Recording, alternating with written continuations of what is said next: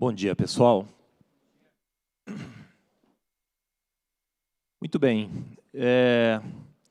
Então, estamos aqui para conversar um pouco sobre a questão de risco cibernético de fornecedores, com uma pimentinha aí, que é uma coisa que a gente sempre fala na comunidade dos CISOs, que é a questão de ser focado em negócio. Então, vamos explorar um pouco esse tema. Mas antes, deixa eu me apresentar.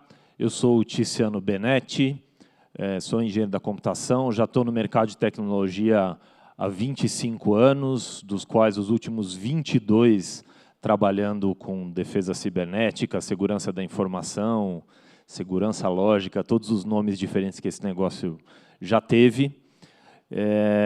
E eu hoje estou como diretor de segurança da informação da Natura, né?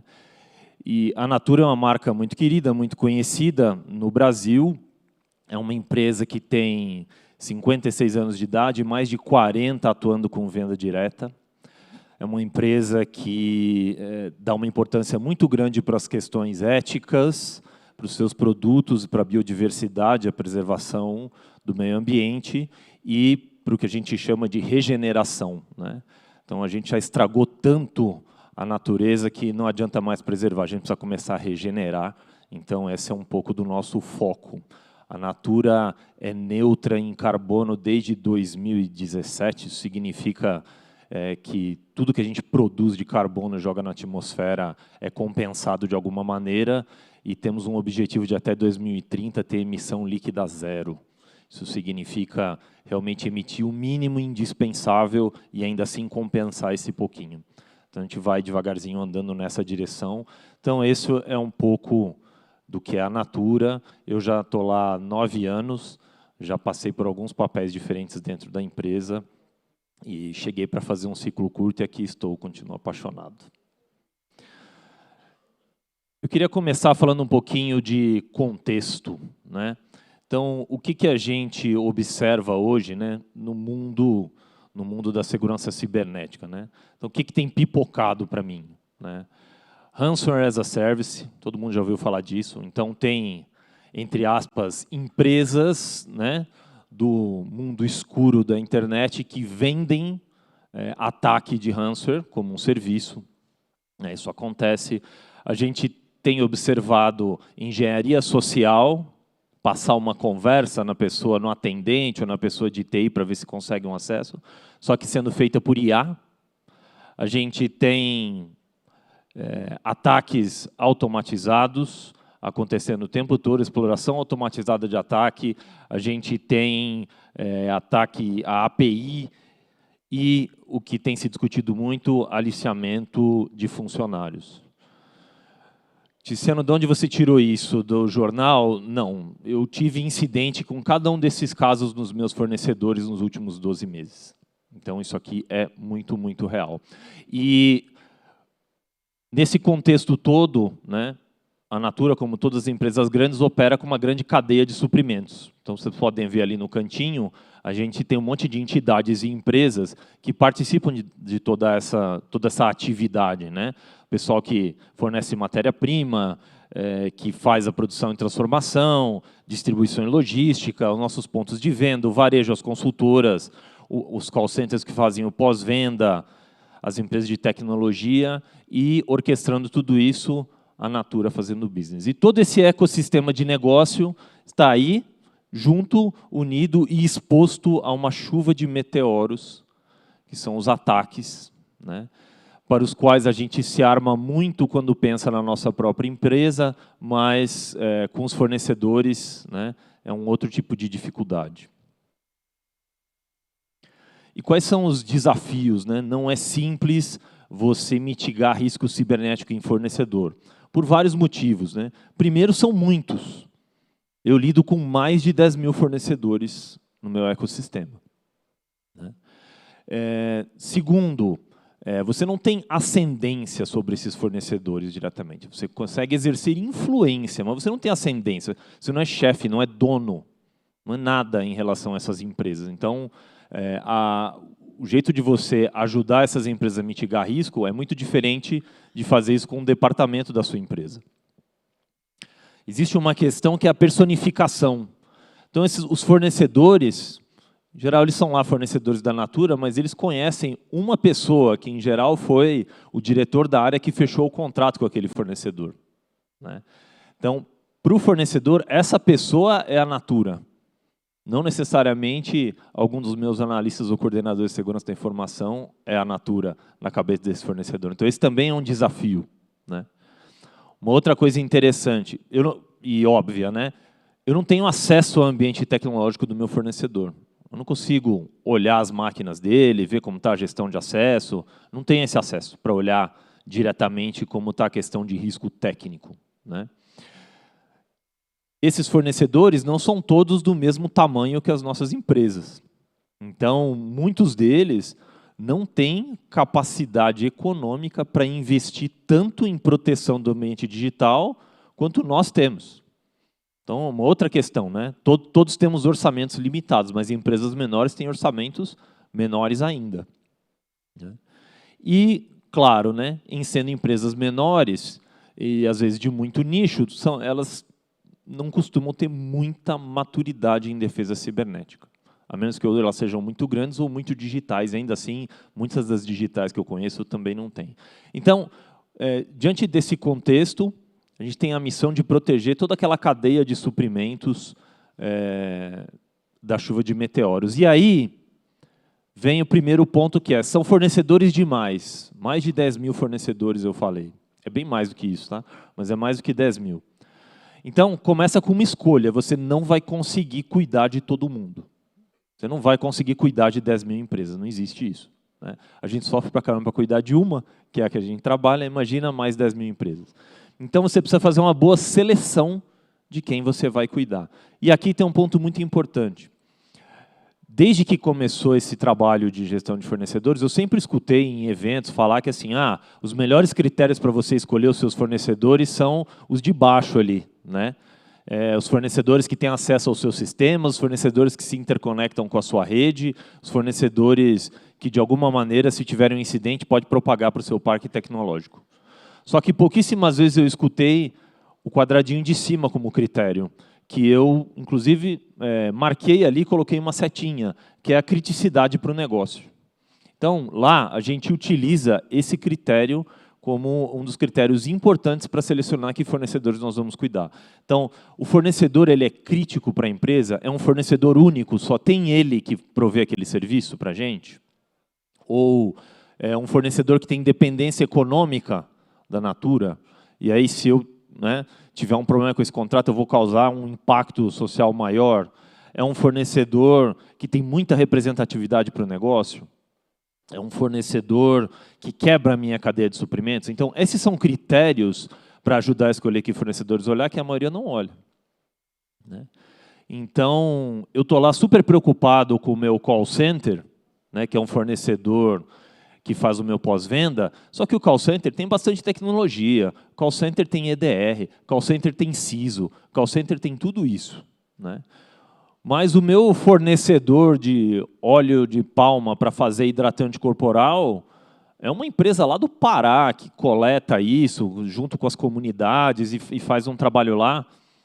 Esse cara, ele não usa o meu sistema, ele não se interconecta na minha rede, ele não tem nenhuma relação digital com ele.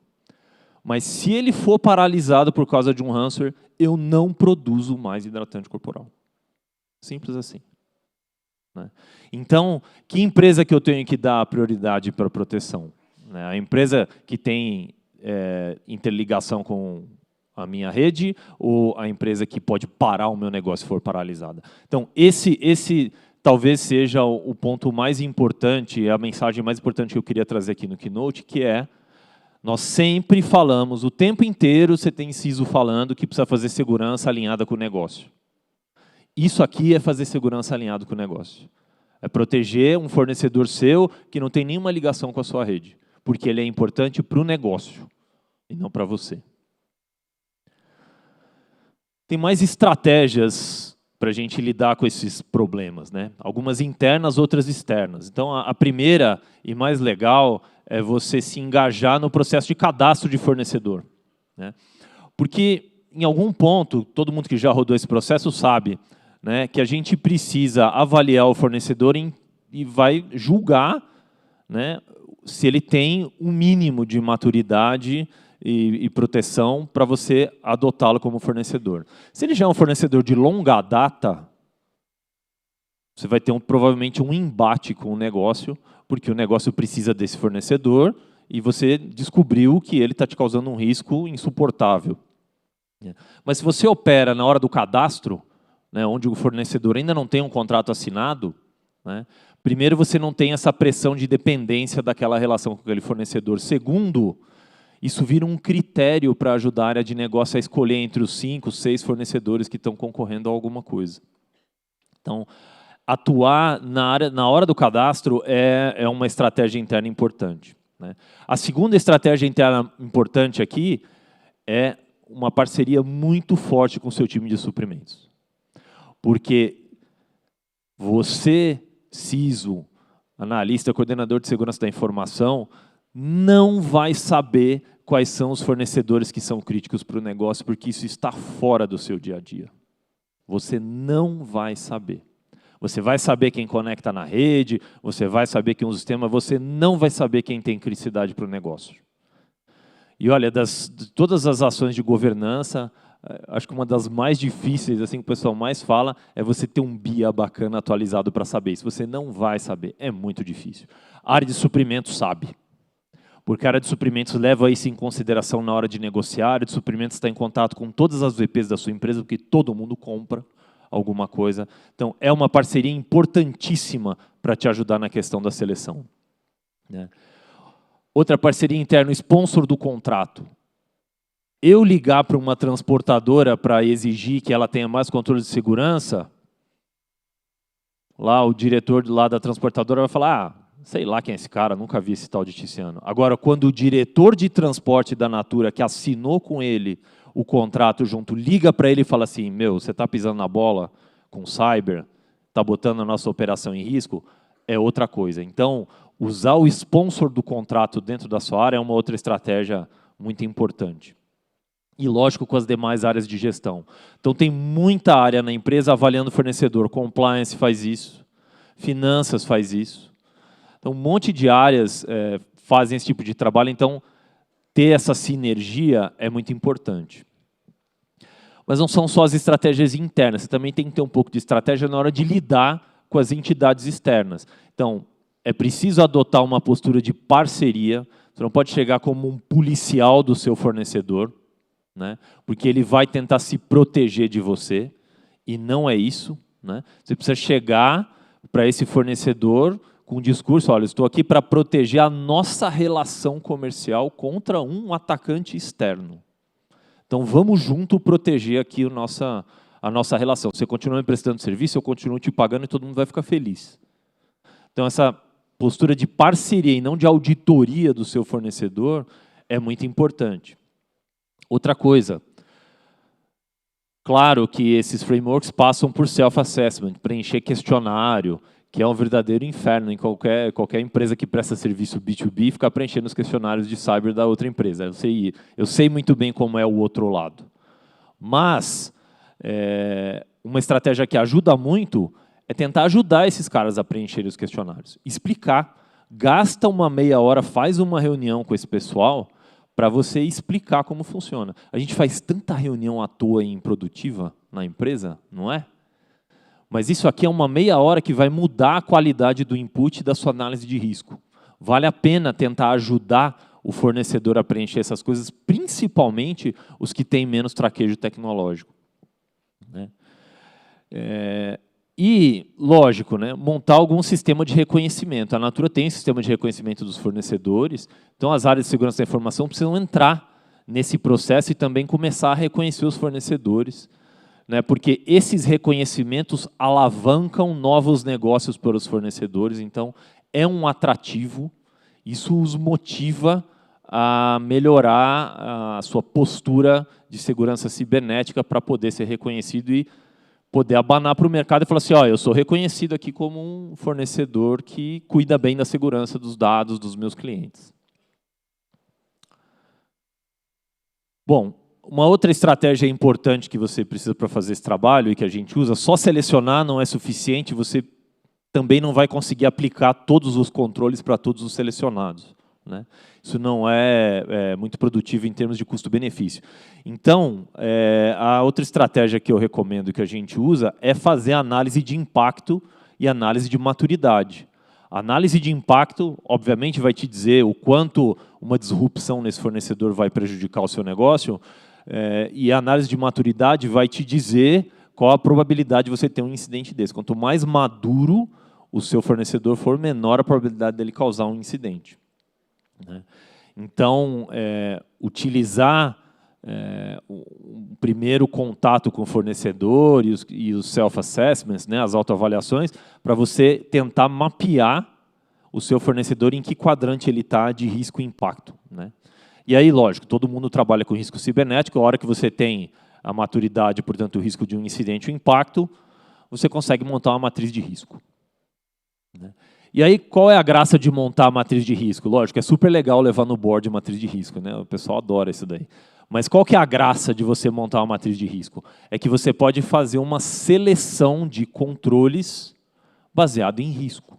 Então, você pode fazer a melhor aplicação do seu orçamento para gerar valor em segurança cibernética para o seu negócio. Então, eu poderia pegar todos os controles e aplicar em todo mundo. Caro demais. Ou poderia pegar só o controle mais barato e aplicar em todo mundo. Perigoso demais. É melhor balancear essas coisas.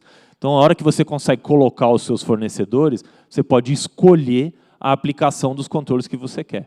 Então, exemplos de controles. Só autoavaliação e auditoria. Então, o próprio fornecedor te relata o que ele tem de controle, o que não tem, você avalia, aponta os gaps, pede melhoria, pede evidência e fica num ciclo, né, para monitorar. Você pode ter ferramenta de score de risco, a gente usa isso também, não vai aplicar para todo mundo, essas licenças têm custo, né? Uma coisa que tem sido uma tendência, dar apoio consultivo para o fornecedor. Quer ajuda? Eu vou aí, eu escaneio a sua rede e te dou um relatório para você poder ir arrumando as coisas. Você quer saber o que é que você tem disposto na internet? Eu dou um jeito e levanto isso para você e te mostro. Aí, pelo menos, você vai saber o que é que tem que corrigir, né? Então, dá apoio, ajuda. Ó, não é que eu vou te cobrar isso daqui, eu vou te dar de presente essas informações para você ir se guiando.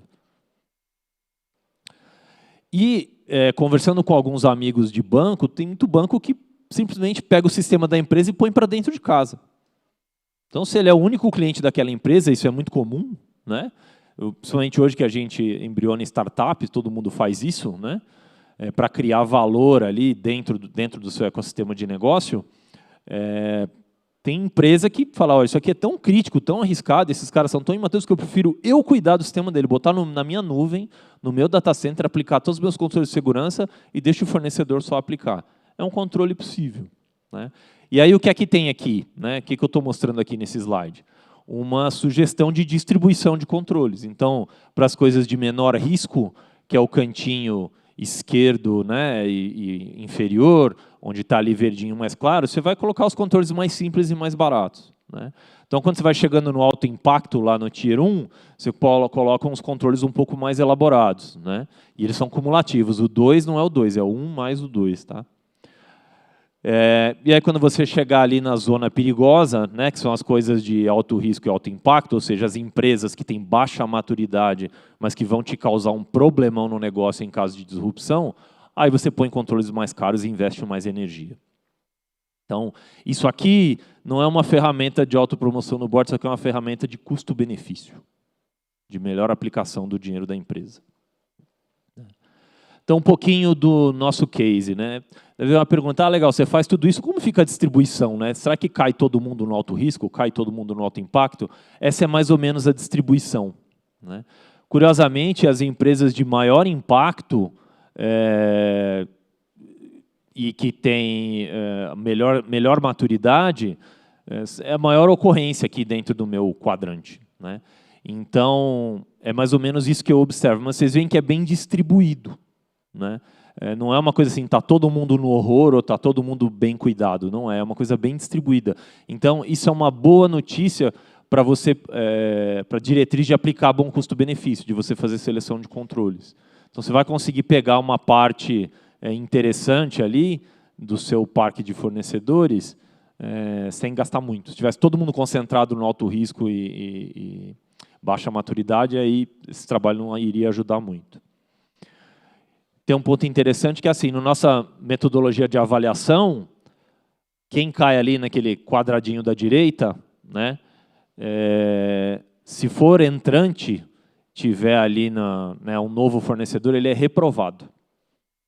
E funciona a reprovação, porque a gente entra com essa avaliação antes dele virar um fornecedor e ter uma relação comercial com a empresa. Esse é o grande segredo de você conseguir reprovar, né? Mas eu tenho um legado, né? A Natura tem 56 anos e a gente não faz 56 anos que roda esse processo. 56 anos não tinha nem ninguém de segurança lá dentro. Acho que nem sei se tinha de TI. Mas tem um legado muito grande que a gente ainda precisa trabalhar, né? E que a gente está concentrando esforços nisso, mas quem cai ali ganha controles mais acurados ao investimento que a gente está fazendo para amadurecer a nossa base de fornecedores, né? O nosso ciclo de vida ele começa com o cadastro, onde a gente leva em conta a categoria, depois parte para a seleção, né? Então, a seleção vem do questionário, né, do self-assessment, da autoavaliação, mas também vem do relatório trimestral da área de suprimentos de quem são os fornecedores que geram risco para negócio. Porque as áreas de suprimentos maduras têm isso, né? Então, com isso a gente faz a seleção, daí parte para a análise de impacto, que tem muito a ver com o negócio que eles atendem. Disso a gente faz a análise de risco, avaliando a maturidade do fornecedor e, finalmente, aplica os controles. Então, é assim que a gente opera. Tá bom? Não é simples fazer essa governança, é um dos maiores desafios de todos os CISOs, por conta de todas aquelas dificuldades que eu mencionei, mas é possível de fazer esse trabalho, é possível de balancear ele com o seu budget, é possível de você realmente agregar valor para a estabilidade do negócio da sua empresa fazendo esse tipo de processo. Então é isso, muito obrigado e bom segundo dia de evento para todos.